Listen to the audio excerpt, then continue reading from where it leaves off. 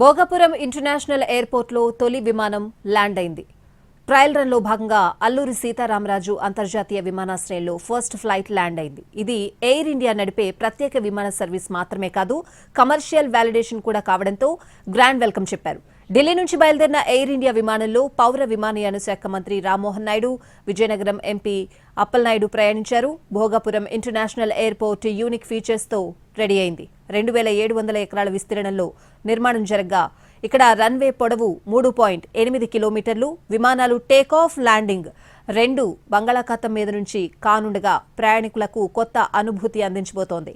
ప్రపంచంలోనే అతిపెద్ద విమానాలైన air bus A380, Boeing 47-8 లాంటి భారీ విమానాలు, వైడ్ బాడీ విమానాలు కూడా ఇక్కడ సులభంగా ల్యాండ్ అయ్యేలా ప్రత్యేకంగా ఎయిర్పోర్ట్ను నిర్మించారు. 300 విమానాలు దిగడానికి విమానాశ్రయంలో సదుపాయాలున్నాయి. భోగాపురం ఎయిర్పోర్ట్ టెర్మినల్ను వినూత్నంగా నిర్మించారు. ఎగిరే చేపల రూపురేఖలు యూనిక్ డిజైన్ను తలపిస్తున్నాయి. ప్రపంచంలో ఇప్పటివరకు ఏ విమానాశ్రయానికి ఇలాంటి డిజైన్ను వినియోగించలేదు. ప్రకృతి నుంచి ప్రేరణ పొంది ఈ డిజైన్ రూపొందించారు. భోగాపురం ఎయిర్పోర్టుకు అంతర్జాతీయ స్థాయిలో ప్రత్యేక గుర్తింపును తీసుకొచ్చే అవకాశం ఉంది.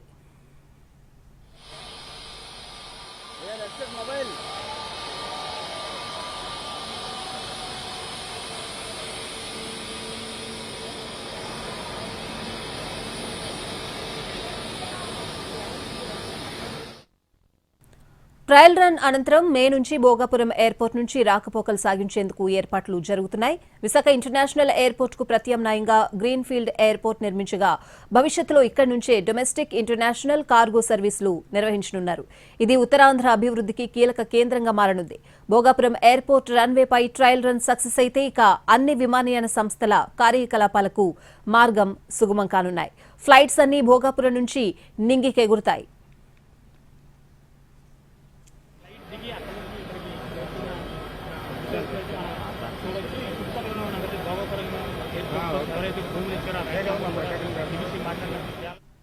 ఉత్తరాంధ్రకు భోగాపురం ఎయిర్పోర్ట్ గేమ్ చేంజర్ అని అభిప్రాయపడ్డారు కేంద్ర మంత్రి రామ్మోహన్ నాయుడు.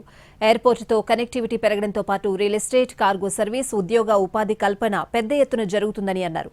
వ్యవసాయానికి అనుసంధానం చేస్తే ఉత్పత్తులను ప్రపంచానికి పరిచయం చేయొచ్చన్న రామ్మోహన్ నాయుడుతో మా ప్రతినిధి వెంకట్ ఫేస్ టు ఫేస్. ప్రస్తుతం రన్వే పైన టెస్ట్ నిర్వహించడం జరిగింది. దీనికి సంబంధించి పూర్తిగా చూస్తున్నాము. ఇప్పటికే రామ్మోహన్ పూర్తి స్థాయిలో దాంట్లో రావడం జరిగింది. సార్, ఈ భోగాపురం ఎయిర్పోర్ట్ ప్రస్తుతం ఇప్పుడు రన్వే మీద మీరు టెస్టులు నిర్వహించడం జరిగింది. అలాగే ఈ భోగాపురం ఎయిర్పోర్ట్ 18 నెలలుగా మీరు చేస్తున్న కృషి అద్భుతంగా చెప్పుకుంటున్నారు. అయితే ఇంత శరవేగంగా ప్రజలకు అందుతుందని మీరు తొలుత భావించారా? మొదట్లో కొంచెం భయం ఉండింది. నాకు ఇంకా గుర్తు, జూలై 11వ తేదీన అనుకుంటాను మొట్టమొదటిగా ముఖ్యమంత్రి గారు ప్రమాణ స్వీకారం చేసిన తర్వాత భోగాపురం చూడాలని ఆయన వచ్చారు. నేను కూడా సమయంలో వస్తే ఒక ప్లాన్ చెప్పాం. డిసెంబర్ 2026 కల్లా మేము కట్టి చూపిస్తాం సార్ మీకు అనంటే, నువ్వు మంత్రిగా ఉండి డిసెంబర్ వరకు ఎందుకయ్యా, నువ్వు జూన్లోనే చేయాలని ఒక ఛాలెంజ్గా, యువకుడుగా ఒక ఛాలెంజ్ నాకు అప్పచెప్పడం జరిగింది. 18 నెలల్లో 23% నుంచి 95% వరకు మనం తీసుకొని వచ్చాం. అతి త్వరలో ప్రారంభోత్సవం కూడా చేసుకోబోతున్నామనంటే నిజంగా ఇది ఒక రికార్డు లాగే. వైజాగ్ లో ఉన్న కనెక్టివిటీ అంతా కూడా ఇక్కడ ట్రాన్స్ఫర్ అవుతుంది. ఏ ఫ్లైట్స్ అయితే అక్కడ నుంచి వెళ్తున్నాయో, కమర్షియల్ అన్ని ఇక్కడ స్టార్ట్ అవుతాయి. కానీ టైం కూడా మాకు కొంచెం ఉంది. ఇప్పుడు స్టార్ట్ అవ్వడానికి ఒక 4-5 మంత్స్ ఉంది కాబట్టి ఎయిర్లైన్స్ తో చాలా యాక్టివ్ గా డిస్కస్ చేస్తున్నాం. రాష్ట్ర ప్రభుత్వం నుంచి, కేంద్ర ప్రభుత్వం నుంచి ఇద్దరం కూడా ఎయిర్లైన్స్ తో మాట్లాడి ఇంకా ఎలా ఇంప్రూవ్ చేయొచ్చు. డొమెస్టిక్ లో కొన్ని డెస్టినేషన్స్ ఉన్నాయి. వారణాసికి, వైజాగ్ నుంచి గోవాకి, కొచ్చిన్కి ఇలా కనెక్ట్ చేయాలని ఎక్కువగా డిమాండ్ వస్తుంది. దానితో పాటు ఇంటర్నేషనల్ కనెక్టివిటీ, మన దుబాయ్ కానీ ఇంకా పెద్ద పెద్ద సిటీస్.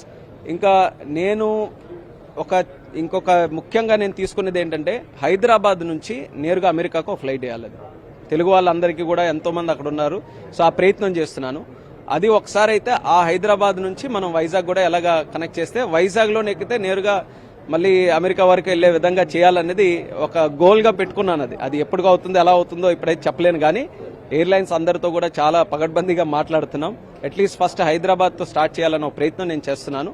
సో అది కూడా అయితే మనకి కనెక్టివిటీ పెరుగుతుంది. వైజాగ్ కూడా క్రమేపీ డిమాండ్ పెరుగుతుంది వైజాగ్ కూడా. సో కనెక్టివిటీ మీద దాని ప్రభావం పడబోతుంది కాబట్టి కనెక్టివిటీ పెంచుతాం.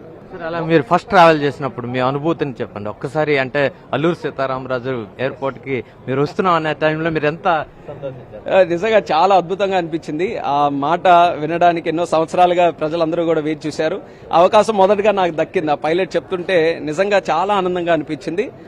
ఇంటర్నేషనల్ ఎయిర్పోర్ట్ ప్రస్తుతం ఏవైతే కమర్షియల్ ఫ్లైట్స్ రావడం జరిగిందో అలాగే రాబోయే రోజుల్లో ఇంటర్నేషనల్ ఫ్లైట్స్ కూడా వచ్చేందుకు అన్ని ఏర్పాట్లు చేస్తున్నామని చెప్పారు. అలాగే ఈ ప్యాసింజర్స్ ఈ కనెక్టివిటీని పెంచే విధంగా పూర్తి స్థాయిలో అన్ని సదుపాయాలు కల్పించేలాగా ప్యాసింజర్స్ కి ఎటువంటి ఇబ్బంది లేకుండా అన్ని ఏర్పాట్లు చేస్తున్నాము. ఈ ఇంటర్నేషనల్ ఎయిర్పోర్ట్ రాబోయే రోజుల్లో ఒక ప్రతి ఒక్కరికి కూడా ఒక ల్యాండ్ మార్క్ కాబోతుంది అనేది చెప్తున్న ప్రశ్న.